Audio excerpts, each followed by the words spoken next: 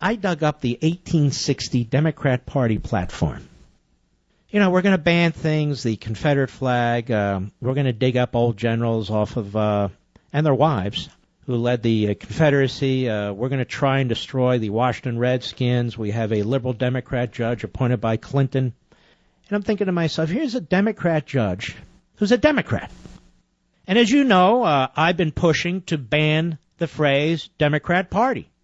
So popular has this become that other mouthpieces out there are rambling on and on about it, patting themselves on the back. Now, I want to get to this Democrat Party platform, June 18, 1860. And by the way, the Supreme Court decision they're talking about is the Dred Scott decision, written by a slave-owning segregationist who was the Chief Justice of the United States Supreme Court from South Carolina, Taney. And the bottom line is Dred Scott essentially upheld the institution of slavery, including in the territories.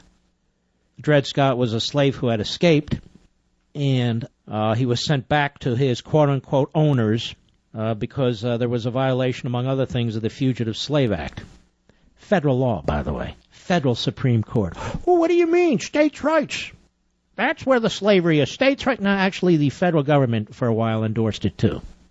Sorry, it's true. Here's the Democrat platform.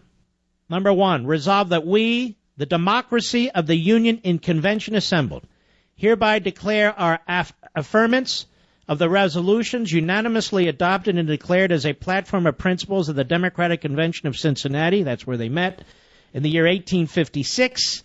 So they're reemphasizing this. Believing that democratic principles are unchangeable in their nature when applied to the same subject matters. And we recommend, as the only further resolutions, the following.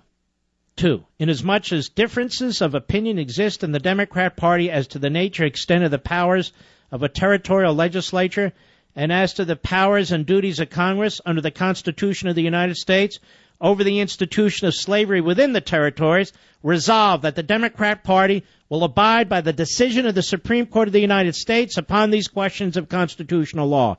So the Democrat Party formally endorses Dred Scott decision. That's the platform in 1860. Resolved that it is the duty of the United States to afford ample and complete protection to all its citizens, whether at home or abroad, and whether native or foreign born. Well, they didn't view slaves as citizens, by the way, the Democrat Party.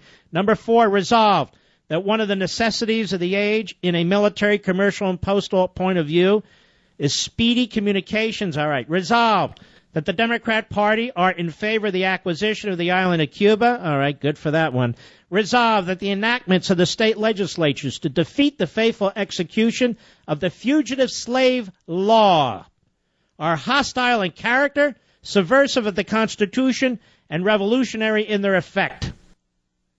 They were upset, these slave states, that the northern states were defying, there were 2 of them, but this is the one that was applicable in 1860, the Fugitive Slave Act. And slaves were trying to escape to these northern states, the areas of the northern states that were free, and many of these states, particularly the Quakers and other religious people in these states, were taking in these formerly black slaves who had escaped. And the Democratic platform in 1860 said that these people and these states were defying the Federal Fugitive Slave Act, which they were, and that they were to return these slaves to the South. That was the formal position of the Democrat Party. Do you understand what I'm saying? The formal position of the Democrat Party. And we don't ban the Democrat Party, do we? The Democrat Party, for many decades in this country, was a terrorist party, a domestic terrorist party that supported the Klan, and the Klan supported it. And let us never forget it, because that's what they want us to do, Mr. Obama, Mrs. Clinton, and all the rest of you.